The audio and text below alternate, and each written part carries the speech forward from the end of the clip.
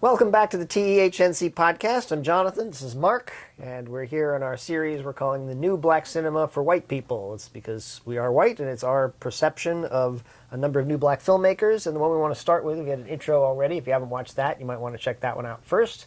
But we're going to start right out with Ava DuVernay. In fact, we're going to analyze a scene from one of her films, a movie called Middle of Nowhere. So she later made Selma and Wrinkle in Time. She's best known for in the TV show Queen Sugar. So she's a very talented filmmaker, but this early film, which she won the Best Director at Sundance with, was called Middle of Nowhere, and we were just blown away by the opening scene of the film and how it communicates across multiple levels. We talk a lot about complex communication. We're going to look at this scene and talk about it a bit to explain what we mean when we say it's communicating across all the domains that we talked about in the last podcast, the introduction podcast, those being the two individual domains, the interior and the exterior, and the two collective domains, the interior and the exterior, which I called internal and external last week in the podcast, but it should just be called interior and exterior, rather. We're going to take a look at this scene now, and we'll come back and talk about it. We'll just look at the beginning of the scene. Now, this is the opening scene of the film, but before this, there are actually 3 logos that we'll show you as well, and those are the ones for Code Black Films, which is a great name because it suggests that there's coded information inside of this, especially for black people, or there's some coded information about the black experience. And then there's Can Do Films, which is another production company, is a good name. And then there's Forward Movement, which has a great logo as well, and is very evocative. So that's like an induction when you start a movie and you see these 3 logos. It's very interesting that those 3 logos combined with a very interesting kind of pattern. That they put you into a certain mindset, and then the film starts right out with this scene of a bus pulling up to a prison, this very desolate thing. Let's take a look at that.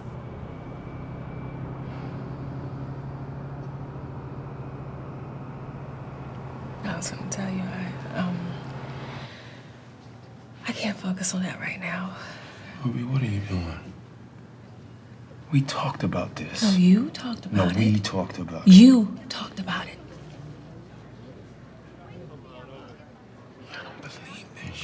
So we're going to pause here a moment and just talk about just that beginning part there.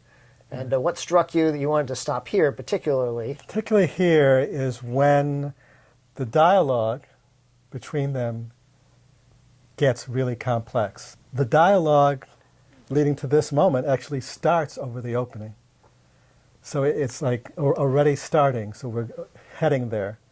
And that opening shot is kind of like communicating that we're in the middle of nowhere. The way they frame it, have the bus on the far side of the frame, and this big space there is like nowhere.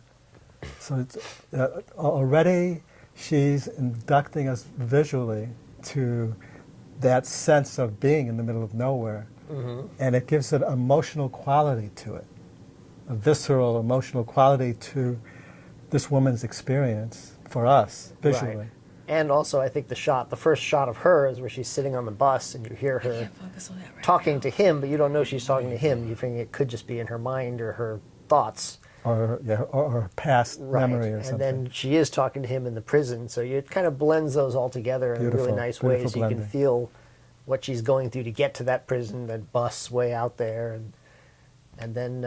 So what you have in the beginning already there is you have the setup of the system, this prison system. You have the transportation system that she's got to travel back and forth to the middle of nowhere. So you've got already, and in a way, we're operating at the archetypal level here. Because the middle of nowhere is a very metaphoric, archetypal phrase. And to start with that energy, to start with that atmosphere, she started with that big wide shot. And so that is the collective exterior domain. Right. And the name Middle of Nowhere speaks to that domain. Among other nowhere things. space. Among other things. That Middle of Nowhere has many meanings, in fact, in multiple the film. meanings. So right there, even that phrase combined with that shot, you already have complex storytelling going on. Right. Just from the title and that shot. It also suggests something about how, because prisons are in the middle of nowhere, and this is something you realize as the scene goes on, this thing where she says it's going to take me 2 hours to get each way, But they're not saying it in a way to explain how terrible it is. She's saying it as part of the plot to explain why it's going to be hard to see him if she stays in medical school. So she's dropped out of medical school. Yeah. And you've got this guy who's this very lovable person immediately because he cares about her. Yeah. So they're setting up that as well. I'm your wife. I'd fully expect you to be here if the tables were turned. Well, I don't expect that. I don't want this for you. You were on your way to something. Don't stop. I was on my way. You were on your way. Don't We stop. were on our way. We're also kind of at this point that you were talking about that she's thinking in the we space and he's thinking in the you space because he's thinking of her and she's thinking of them as the two of them. So there you have, he's coming from his perception, I don't want you to stop your life. So he's really in that I space, even though he cares about her, he's caring about her I. Right, because you had something going. You had something going. So his I is caring about her I, and she is caring about the we, the us. She said, we had something going. We had something going. And so, but the wonderful complex thing here is that they're both true, and they're both important, and they both are, it's like they both have their point. They both have a valid view. They both have a valid view, and it's a tough call because it's a big long shot. But it's also, as they say, this talking about structural issues, the way prisons separate people. Yes. And you find out later in the film also that those themes continue with how much money problems she has because they have to pay all this legal stuff and all this other things and because she doesn't have a breadwinner. And yet they never blame the system for him being in jail. He says, I screwed up. He acknowledges it. This is one of the patterns that these new films are showing you. The ones that are going under the surface, like this one is that they're pointing out the structures, but they're not pointing it with blame. They're not attacking it. They're showing it to you in its experiential purity through the characters and through bringing you into the atmosphere, into the experience. Mm-hmm. So by doing that, you're bypassing all of our filters because it's just the reality of the film. Our filters go up immediately the second we sense like there's a statement coming. Okay? Mm-hmm. That, they're going to tell me how fucked up the prison system is. And it's automatic, our filter will come up, unconscious. Right. And so immediately these ones that are, I think you called the difference between the two types of films we're looking at, overt and covert. That's right. We have overt films and covert films. You should probably say something real quick talk on about that. A little bit since we just saw Boots Riley's film, which I thought was quite amazing, more than you did, but maybe we'll see it again, and I'm sure we'll be discussing that one. But there are these films like Get Out and Boots Riley's film, which are very overt. They're almost like putting a magnifying glass on some aspect of racism and then kind of blowing it up until it's becomes satire, it becomes absurd, and then you see the absurdity of it. And that, in a way, is bypassing the defenses of some of the audience, of some of the white audience, by wrapping it in the sugar of comedy. Comedy and intellectual comedy. Yeah. So the Boots Riley film is a very thoughtful film as well. It's filled with all kinds of interesting things in it. Yeah. But then there's these other films that we're really interested, which seem to be delivering these messages in a buried kind of way. They're just that seem like simple films, and yet there's all these other layers that are being explored without them ever saying this is a film about the police state or a film about unjust incarceration. It's just showing what all the effects are and the reverberations of it throughout all the various people that she's around. So they're letting us step into this field and experience what the structure feels like to people trapped inside of it. Mm-hmm. And so that's the covert power of what they're doing here. And this film, and this scene especially, really shows that. And it's like, it's like their dialogue is intercut with these shots of, the different aspects of this reality that they're trapped in. Mm-hmm. And we're inside with them because she's pulling us into them. Right. And to their experience. yeah, it's hard to compare this because there are a lot of films that seem like they do this, films that are sort of social justice films, the typical Hollywood version of that, but they tend to be very superficial. They're like, we want to make a film about how bad the prison state is, so therefore we'll just show suffering and suffering and suffering in the prison or something. And this, as you say, it's much more the daily lived reality of the millions of people who have loved ones in prison, And mostly black and Hispanic, or disproportionately, I should say, black and Hispanic. And there's an important point here, too, where she is shattering a certain stereotype, that this is happening at the archetypal level, and that this man here, who's in prison, this African-American man, this black man in prison, is going against our stereotype of the, of the gangbanger and whatever. Even there's a more liberal stereotype of, like somebody who has made it into the white world, but they got caught down. All of these things are shattered here because he's coming off as a normal person in love with his wife. Right. And he's married. He cares about her. Right. And he's willing to sacrifice himself for her. Mm-hmm. And we start that right away now. In the old Hollywood studio days, they had a phrase, pet the dog. Pet the dog. Pet the dog. Yeah. But what the phrase means is show your characters good points up front. Mm-hmm. Show their goodness. Show their heart. Mm-hmm. And even if they're the worst villain, if we see that up front, it's a whole different film. Right. And we go along. Yep. We So care. they do that with him. Yeah, with her husband. but they do that on the normal level, but they're doing it also on a collective level for us too, because they're shattering the stereotypes that we hold of it, and even in cinema and television now, you still have those. Absolutely. Yeah, that's a good point. They do that.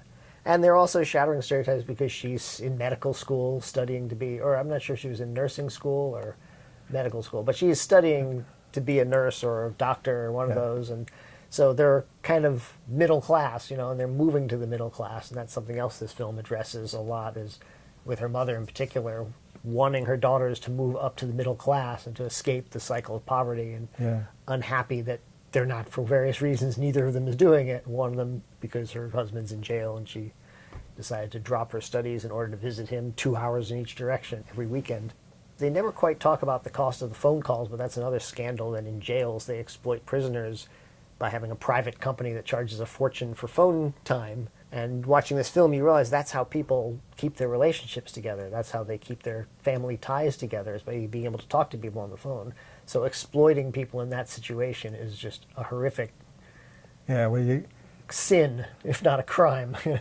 That's a great example too. It's like you're taking something that is mundane, like visiting your family member in prison, but she's unpacking it to tell us what that really means, what it's really doing to the families, what it's really doing to people. Yep. And it's not any intellectual thing up here.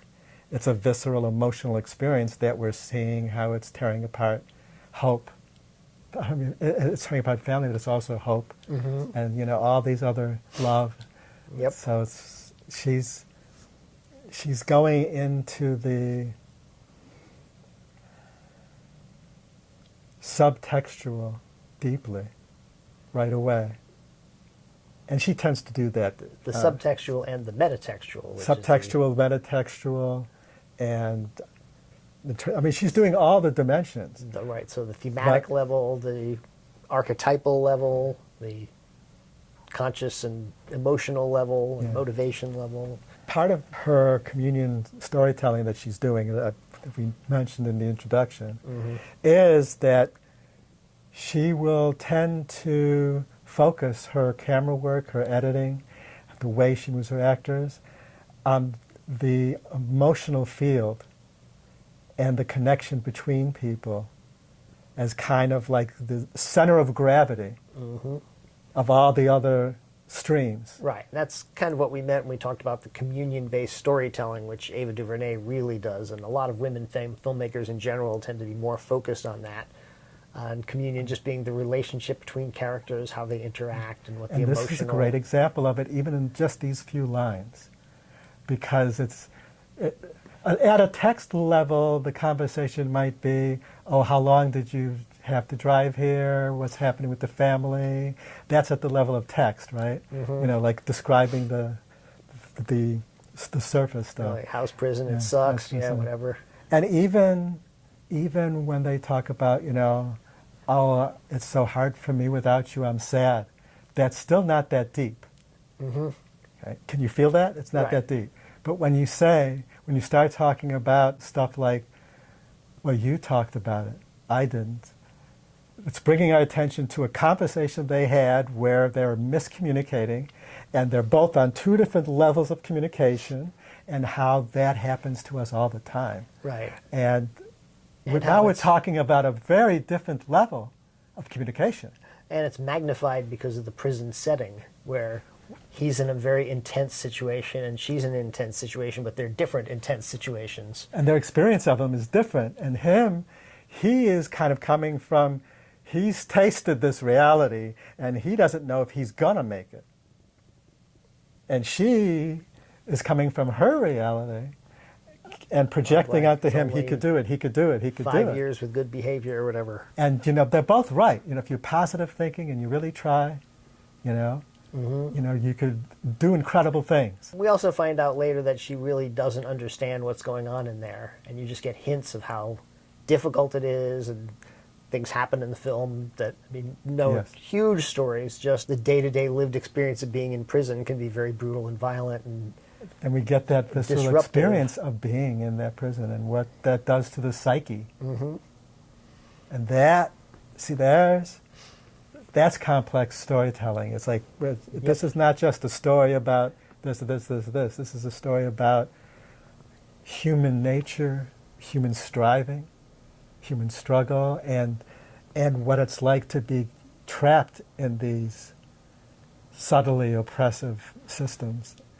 And that subtle Definitely. oppression when you're in it is not subtle at all. Mm-hmm. It's very intense. But then in the meantime, all of this is wrapped into what's ostensibly a love story, sort Yes. of, where she has to make a decision in her life about whether she's going to continue to wait for him or what is going on. And so these become very real things. And I could see why some people thought the movie was slow, but it basically got great reviews. Most people loved it because the slowness is actually not only it being deliberate in its pacing and rhythms, but also just taking time to really feel the emotional center of this character, this woman who's amazing, the actress. Yeah. I'm not going to try to pronounce her name because it's a difficult name. All but the she's- actors in this are amazing. Yeah, all the She's actors very are good. great, but she's really carries the whole film in a very quiet way. It's not showy at all. It's actually a very internal performance in a lot of ways, and yet it's communicating all these different domains. I don't want you to stop for me, baby. Don't stop for me.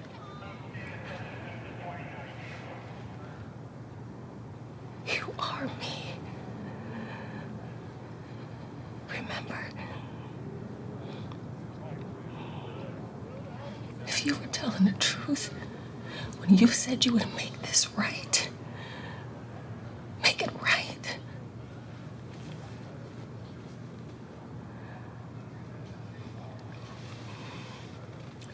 5 years was a good time. Say it. Say it, Derek.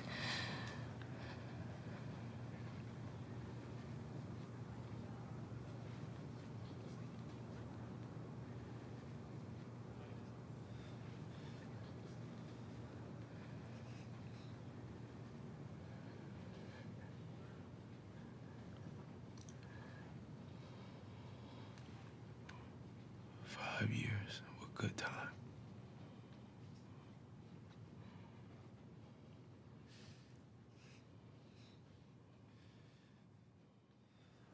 Through the editing and through the camera work and all that, the intercutting and overlapping of the sound and how the sound and their dialogue is resonating across those other scenes. It's so well, beautifully done.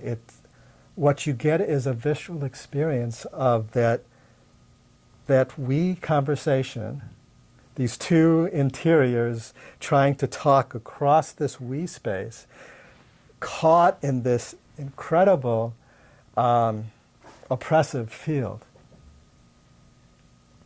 And it's like it's encasing me, the audience member. So it's almost like I'm pulled in because this is real, because I see two individual I spaces struggling to talk across that barrier of the we amidst this, and it surrounds me. It's amazing how she's doing that. Right, and also she's showing how the woman has had to enter that field too by being scanned and searched and go through that What she entire has to go process. through just to go see him. So it's that overwhelming field. And then you have this moment, to me, this moment is, so Ava, is that flashback of them hugging each other. Mm-hmm. The where it is, how it is pure communion storytelling, man. Well, it happens when he's in the you space to her, and she's in the we space, and she says, "We are." I don't remember exactly, but basically, we are one, and they're showing Don't them you hugging. remember? Yeah, Don't you remember? So they're really communicating how intimate they are, and yet how distant they are now because of his situation, because of his shame. You find out later because he got caught just screwing up. I mean, nothing ridiculous, but But you see, there's a communion moment, because in the middle of this conversation where we're getting information, visual and auditory, all of a sudden we're focusing on the emotional bond between these two people, and it becomes the most important thing in the scene, the way she does it. mm-hmm. You're bringing it in the heart space, so she's just bringing our attention into the heart space. And she does that a lot in her films. Yep, she's fantastic at that. And I mean, other things to note on this film, not just from this scene, but just the way it's basically a black story with all black characters, except for you see the only white people you see are prison guards and prison officials. There's a lot of whiteness in there. That's In the as you system. as you watch it. In fact, in the end of the scene when she says, 4 years, you should be out of here in 4 years with good time. And she makes him say it, and he has this long pause, and as right before he says it, way in the background, you see a white guard walk out, basically from his face, so you really feel the juxtaposition of white power and black imprisonment or enslavement, or however you want to phrase it this way. You really feel that. And then there's another point later on when they decide they really need a really good lawyer, and so they hire the white woman, the white lawyer, to be the lawyer. And it's not an accident that Ava DuVernay chose a white woman to be the lawyer, that he was worth paying the extra money to get her, because she's able to talk to the judge, who's also white, and it's this whole communication they have that a black lawyer wouldn't necessarily be able to do because of the way white supremacy is coursing through everything, and it's hard for a judge even to talk to a black lawyer the same way you can talk to a white woman lawyer, Yeah. Yep. So it's kind of communicating these things without ever saying anything about it. Yeah. They're entirely about how that's the lawyer they want. Yep. So here you have basically a great example of this complex, integrative storytelling, because it's complex because how we talked about the different domains, the two I spaces struggling in the we space. Then you've got experiencing the system that is encasing them, that's trapped in them. So you've got all that, and then you've got the culture, the value systems that are part of this. That are, where this. They're embedded in They're this embedded space. in this, so we've got all these fields, and at the different levels of story, you've got the text, you've got the subtext, the emotional going on. You've got connected to that big field is themes, already the prison system, Yep, the middle of nowhere. The metatextual, just the theme. and the transtextual just in the title and in the energy in the field, that experience. She's constructing an archetypal field of what it feels like to be imprisoned in a system like that. So the prisoner is an archetype, and there's certain kind of tropes in the prisoner archetype. Mm-hmm. And she is kind of expanding on that and taking it into the modern world and our modern framework, but she's kind of giving us this resonance of the classic prisoner but she's also subverting it by humanizing him Yes. in a way. So you're Yes. subverting all the tropes about prisoners and about black prisoners and black criminals and all that. Yeah. And it's also communicating in a way how she's imprisoned by this situation as well. So even though she's not in the prison, she's now in this situation with him for that 4 years or 5 years or whatever it is, you know. Yeah. So a real easy thing to know is that the complexity is all the different layers and aspects about it and stuff like that. And the integrative part is that they're woven into a holistic thing where we don't kind of like feel a whole bunch of different things happening at once. We could watch this scene and not know any of this because we experience it as a full experience. Right, it's a dramatic scene. It's a between dramatic two moment. people. We're swept into it. Right, and you know. yeah, some of that subtle It integrates it communication- into a reality. Right, and some of that subtle communication you're talking about, you're right, is that they're all working to a common purpose, too. That makes them Yes. integrative. So Yes. they're about helping you understand that the plight of blackness in America is related to money, it's related to culture, it's related to a prison system that systematically exploits and abuses people. It's related to child care issues even because she's taking care of her sister's kid, you know, her niece, or nephew rather. So all these different domains are all related to how they affect the black experience. And when we talk about white supremacy, we're talking about injustice across all of those domains in some cases, or imbalance, let's say, it's across all those domains. Yeah, this is a great point, you know, and we've talked about this before, and that integration of orchestrating all the different levels and all the different expressive forms towards a single message, you know, or, you know, is that integration and synchronization. And she does that, and they all do that because that's the integration as well. So you know, that's a vital part of it. So that's we're just really impressed with this scene. We're impressed with this film. It's a beautiful film.